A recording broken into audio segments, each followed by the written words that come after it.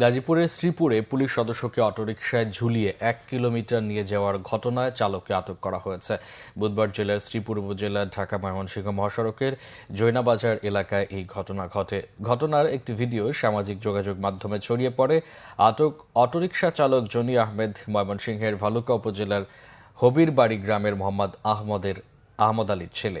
ভুক্তভোগী মাওনা হাইওয়ে থানা police constable Kamal Das জানান, ঢাকা ময়মনসিংহ মহাসড়কে অবৈধ অটোরিকশার বিরুদ্ধে অভিযান পরিচালনার অংশ হিসেবে জৈনাবাজার এলাকায় অভিযান চলাকালে একটি অটোরিকশাকে থামাতে সিগন্যাল দেওয়া হয়। পুলিশ কনস্টেবল অটোরিকশায় ওঠার চেষ্টা করলে চালক রিকশার গতি বাড়িয়ে দিলে অটোরিকশায় ডান পাশে ঝুলে থাকেন সেই পুলিশ কনস্টেবল। এ সময় রিকশায় থাকা অন্য যাত্রীরা চালককে অনুরোধ করলেও সে অটোরিকশা থামায়নি। এভাবে 1 কিলোমিটার নিয়ে যায় চালক। তাকে মহাসড়কে ফেলে দেওয়ার চেষ্টা করে বলে জানায় ওই পুলিশ সদস্য। শেষ পর্যন্ত জীবনের ঝুঁকি নিয়ে রিকশা চালককে আটক করতে সক্ষম হন তিনি।